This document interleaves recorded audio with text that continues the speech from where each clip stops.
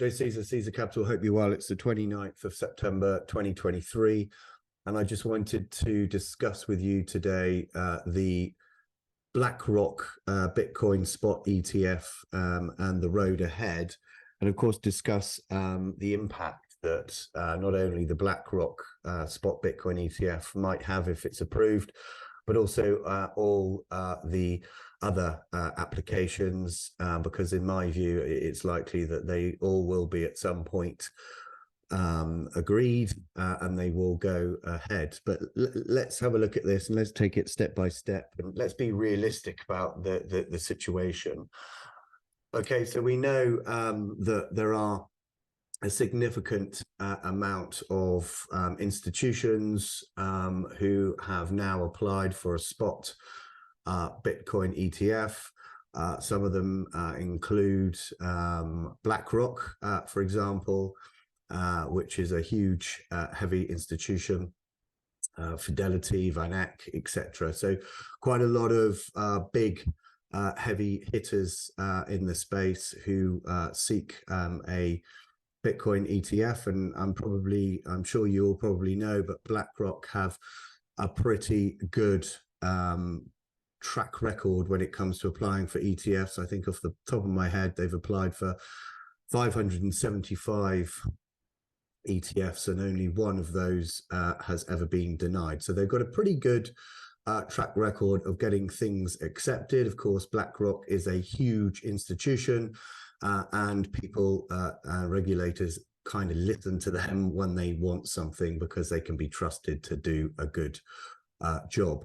But anyway, this is the list here. We can see of all of the current spot Bitcoin ETF applications and their deadlines. Unfortunately, we heard yesterday, I think, that BlackRock's ETF application has been delayed.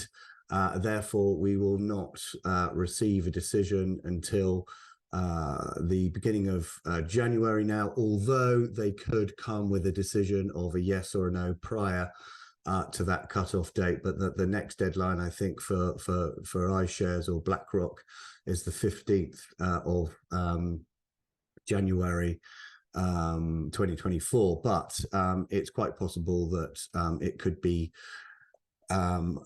approved prior to that, and my view is it is likely that once one gets approved, the rest will probably follow. My view is that BlackRock will probably be the first one to be approved because BlackRock is BlackRock, and as I say, the SEC can trust BlackRock to do a good job, and they are a huge mammoth institution, and it's likely that the SEC will approve them first. As unfair as that might be, I think really that is the likelihood. So we've got all these huge institutions who are interested in spot Bitcoin ETFs. Let's have a look at those institutions and let's consider the assets that they have under management. So we can see we've got these are just some of the list that I've put together. So we've got BlackRock, who have about $10 trillion under management, Fidelity, $4.5 trillion under management, Invesco Galaxy, $1.5 trillion under management, Franklin Templeton, $1.5 trillion, and the list goes on as you can see on the screen.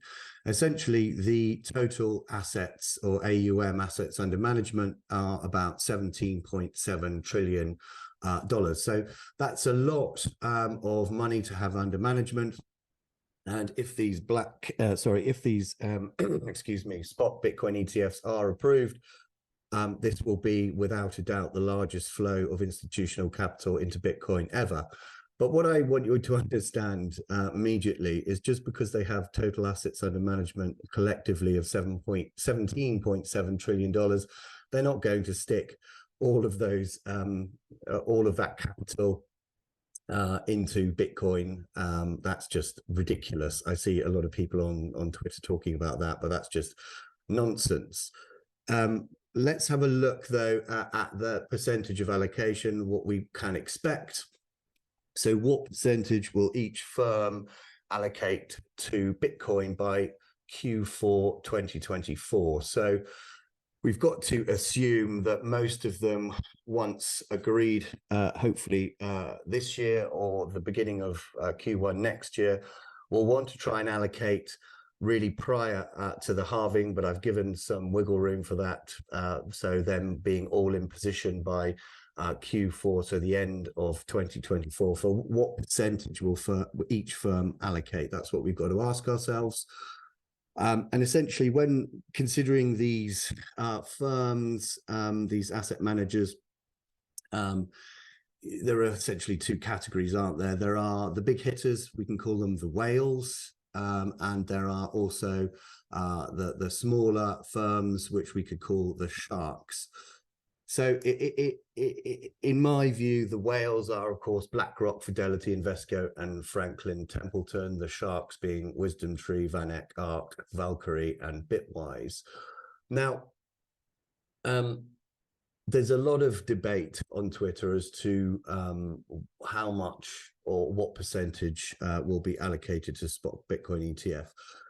My view is that if we can split these up into essentially two groups, the whales and the sharks, I think the whales will take on less risk and therefore will allocate less capital, and the sharks will probably want to take on a little bit more risk and therefore allocate a little bit more than the whales. But realistically speaking, I think the whales are likely to allocate by Q4 2024 or before probably about 1 to 3% allocation. I think maybe 2.5–3% might be quite a bullish suggestion, but let's look at it as a very bullish outlook. Let's suggest or think to ourselves that the whales are going to allocate 5% of their total assets under management. So 5%, I mean, that's quite bullish. I think it's more likely to be 2 or 3%, but let's look at it on the most bullish case at 5%. And the sharks wanting to take on a little bit more risk, I would assume, and given the way that a lot of these sharks have set their firms up more streamlined towards Bitcoin anyway, we could assume that they might want to take on 5 to 10%. So what we'll consider for the purposes of this video is that the whales are going to take on 5% allocation. So they're going to allocate 5% of their total assets under management, and the sharks are going to allocate 10% of their total assets under management. That would mean that we would have a total assumed allocation of about 891.4 billion. So that's a huge amount of money to be allocating. Of course, they're not going to be allocating that straight away. That will be allocated over time. But certainly, I would say by Q4, at the very least, 2024, they would have allocated what they want, what they're interested to allocate at that point. So the most bullish case, as I say, is the whales allocate 5%, the sharks allocate 10%, and that gives us a total assumed allocation of 891.4 billion. So the current market cap of Bitcoin is 505.77 billion, and the all-time high market cap of Bitcoin was about 1.22 trillion. So 505.6 billion plus 891.4 billion would be 1.397 trillion. So essentially, if by Q4 2024, these institutions allocate 891.4 billion across the board, we could assume that the total market cap of Bitcoin will be 1.397 trillion. Now, that assumption, of course, is based on no one else buying any other Bitcoin, no retail buying any Bitcoin, etc. But it's better to do it this way because it's cleaner and it's more understanding. But essentially, what I'm saying is that the total market cap of Bitcoin now is 505.7 or 505.6 or so, give or take. Plus the 891.4 takes us to 1.397 trillion. That's without any other interested buyers, any other institutions, any other retail parties buying any Bitcoin. So that would take us to above the all-time high market cap of Bitcoin. And it would mean that Bitcoin would be trading in the 70 plus K range. Hard to say, of course, because obviously Bitcoins are released onto the network daily basis, so the circulating supply increases. But give or take, we would be trading around about the 70 plus $1,000 mark, and that's without any other parties buying any other Bitcoin. So that's really, really bullish in my view. And of course, you know, this is the most bullish case. We're talking about 5% allocation to the whales and 10% allocation to the sharks. But, you know, with FOMO, with retail, I think we can expect for Bitcoin to be trading around about the above the all-time high mark once the institutions have allocated and FOMO and retail kick in. What's also interesting as well, and something we have to consider, is what the impact will be when the first spot Bitcoin ETF is approved and the others are quickly probably approved after it. What impact will that have on the market? Well, one way of looking at it is this, looking at the exchange balance, or the total exchange balance of Bitcoin on exchanges as of, well, not today's date, but the 16th of September. We can see here this chart goes to the 16th of September, and we can see that the total exchange balance is about 61 billion. So we can basically come to the conclusion essentially that the total operating float on exchanges as it stands, so what the exchanges have to sell or the available Bitcoin to be sold on exchanges, because of course hodlers are at, I think long-term hodlers now are at an all-time high.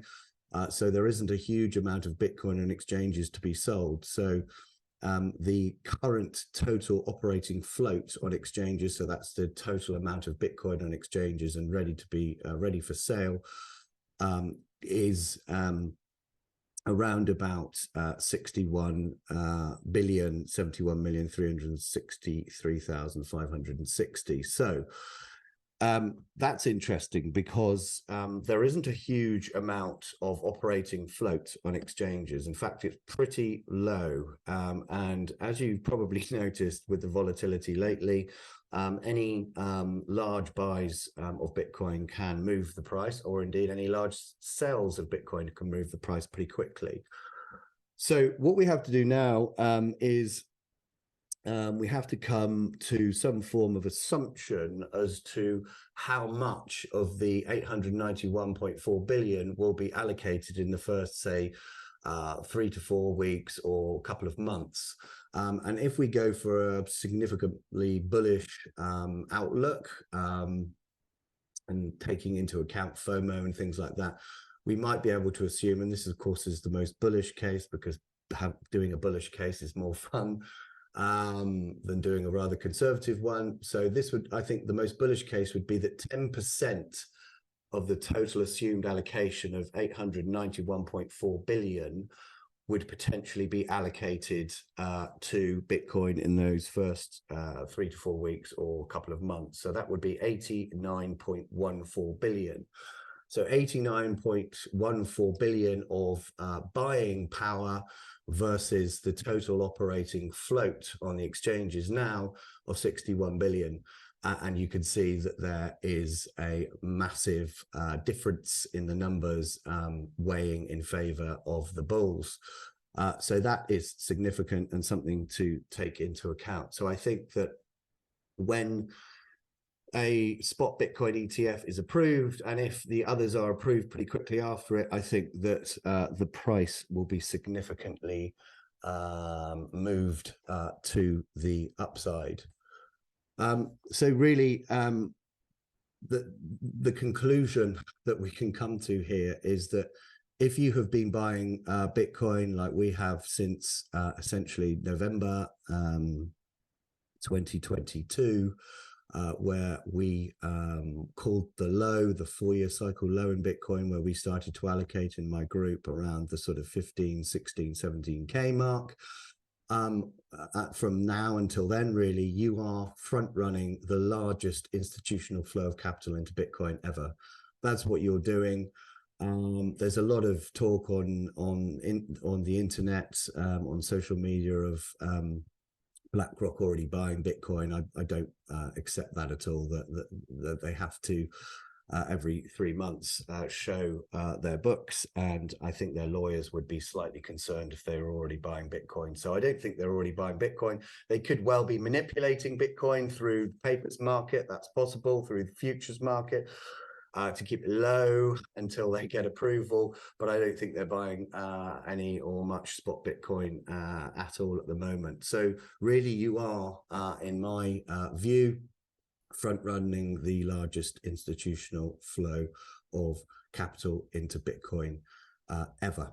Just quickly before you go, as some of you probably know, we have today released our document to the VIP group. It's a heavily researched, data-driven piece of work. It's 33 pages long, and in that we have picked 10 altcoins that we think will do exceptionally well in this next bull cycle. There are also 3 bonus picks in there as well, so there are 13 in total. As I say, it's a hugely, massively researched piece or document, and we are very, very excited about this. If you would like access to this document, all you have to do is join the VIP group, and you will have 12-month membership to the VIP group, the Discord server, and you will have full access to this document. Okay, that's it for today. If you want to join the group, reach out to me on Twitter or via the website, and we will try and contact you within a few hours of your inquiry. Thank you very much for listening. Have a good day. Take care. Bye-bye.